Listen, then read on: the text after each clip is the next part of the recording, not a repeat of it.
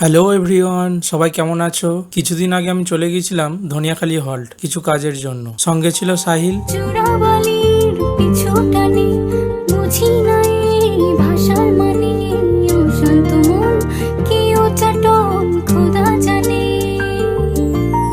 ঘরের কাজে সকাল সাজে। ওখান থেকে ফেরার সময় আমরা ধনিয়াখালীতে এমবাজারের পাশে একবার চা খেতে ঢুকে পড়েছিলাম। জিওমিতির ভাজে ভাজে কিসের ছায়া কোন মায়া বুঝি না যে।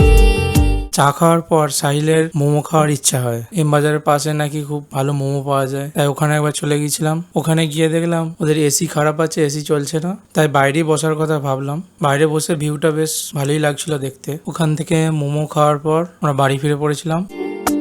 ধীরে ধীরে চেনা ভিড়ে অচেনা। আজকের এই ছোট্ট ব্লগটা এখানেই শেষ করছি। সবাই ভালো থেকো, দেখা হচ্ছে পরের কোনো ভিডিওতে।